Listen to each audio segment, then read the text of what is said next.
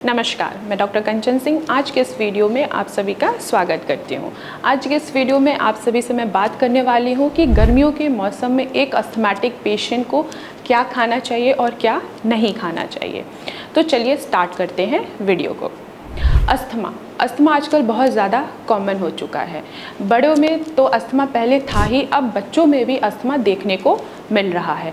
आखिर asthmatic patient बढ़ रहे हैं, खासकर गर्मियों में ऐसा क्या हो जाता है जिसके वजह से पेशेंट की परेशानियां उभर कर आती हैं, जैसे कि खांसी आना, बलगम आना, सीने में जकड़न महसूस करना, सांस का फूलना और जल्दी सांस लेना। चलिए जानते हैं कि आखिर गर्मियों के मौसम में ही परेशानियां क्यों बढ़ जाती हैं। जैसे ही गर्मियां आती हैं, हवा में नमी की मात्रा कम हो जाती है। हवा में नमी की मात्रा कम होने की वजह से जितने भी डस्ट पार्टिकल हैं, जितने भी केमिकल्स हैं, जितने भी पॉलन ग्रेन्स हैं, ये मिक्स हो जाते हैं हवा में और ये मिक्स होकर नेज़ल कैविटी के थ्रू एंटर कर जाते हैं और ये हमारे रेस्पिरेटरी ट्रैक्ट पे इफ़ेक्ट करते हैं। अस्थमैटिक पेशेंट जल्दी क्यों इफ़ेक्ट हो जाते हैं? क्योंकि उनका जो इम्यून सिस्टम है वो बहुत ज़्यादा वीक होता है, जिसके वजह से उनके जितने भी कंप्लेंट्स हैं, खांसी आना, बलगम आना, सीने में जकड़न महसूस होना, रात को सांस लेने में तकलीफ़ होना, इन्हीं कारणों के वजह से होता है कि जितने भी डस्ट पार्टिकल हैं जब वो नेज़ल कैविटी के थ्रू एंटर करते हैं तो रेस्पिरेटरी ट्रैक्ट पे अटैक करते हैं और हमारा जो इम्यून सिस्टम है, जो हमारे एंटीबॉडीज़ हैं, वो बहुत ज़्यादा आपस में लड़ाई करना स्टार्ट कर देते हैं, जिसके वजह से ही हमें ये सारी परेशानियाँ बाहर उभर कर देखने को मिलती हैं। अगर ऐसा है तो गर्मियों के सीज़न में आखिर पेशेंट क्या खाएं कि उनकी परेशानी ज़्यादा ना बढ़े, उल्टा कंट्रोल में आए। गर्मियों के मौसम में एक अस्थमैटिक पेशेंट को फ्रेश फ्रूट्स और फ्रेश वेजिटेबल का ही सेवन करना चाहिए। जितने भी फ्रेश वेजिटेबल्स होते हैं, खासकर सलाद में क्या पाया जाता है? एंटीऑक्सीडेंट होते हैं, ये एंटी इन्फ्लामेटरी प्रॉपर्टीज़ पाई जाती है जो इन्फ्लामेशन को कम करते हैं, स्वेलिंग को कम करते हैं और हमें अस्थमा अटैक से बचाते हैं। अब ये कौन से वेजिटेबल्स हो सकते हैं? जैसे कि टमाटर हो गया, ब्रोकली हो गया, ग्रीन लीफी वेजिटेबल्स हो गए। इनका सेवन करके आप गर्मियों में अपने अस्थमा अटैक को कम कर सकते हैं। अगर हम फ्रूट्स की बात करते हैं तो फ्रूट्स में भी क्या पाया जाता है? फ्रूट्स में भी एंटीऑक्सीडेंट्स पाया जाता है, एंटी इन्फ्लेमेटरी प्रॉपर्टीज़ पाई जाती है। साथ ही साथ इसमें कुछ विटामिन्स पाए जाते हैं और कुछ मिनरल्स पाए जाते हैं जिनका सेवन करके हम अपने अस्थमैटिक अटैक को गर्मियों के मौसम में कम कर सकते हैं।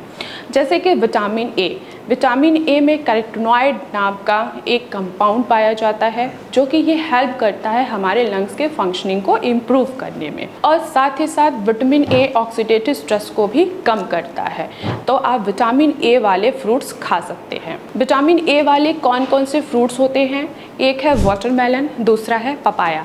आप वाटरमेलन और पपाया का सेवन कर सकते हैं जिससे आप अस्थमैटिक अटैक को कंट्रोल कर सकते हैं। नेक्स्ट विटामिन है विटामिन ई। विटामिन ई में टोकोफेरॉल नाम का कंपाउंड पाया जाता है जो कि एक पावरफुल एंटीऑक्सीडेंट के रूप में ये काम करता है। आपको जो सिम्टम्स दिखाई देते हैं, खासकर खांसी आना और छाती से आवाज़ आना, विटामिन ई वाले फ्रूट्स इसको कंट्रोल करने में आपकी मदद करते हैं। अब विटामिन ई वाले कौन से फ्रूट्स हैं जिनका आप सेवन कर सकते हैं? जैसे कि ब्लूबेरी, स्ट्रॉबेरी, रसबेरी, इनका आप सेवन कर सकते हैं और आप अस्थमैटिक अटैक से गर्मियों के मौसम में बच सकते हैं। नेक्स्ट अगर हम मिनरल्स की बात करते हैं, वो है मैग्नीशियम रिच डाइट ही आपको लेना चाहिए। अब मैग्नीशियम रिच डाइट क्या है? जैसे कि हमारा चिया सीड्स हो गया, सनफ्लावर सीड्स हो गए या होल व्हीट हो गया। अगर इनका आप सेवन करते हैं तो गर्मियों के मौसम में आप अस्थमा से बच सकते हैं।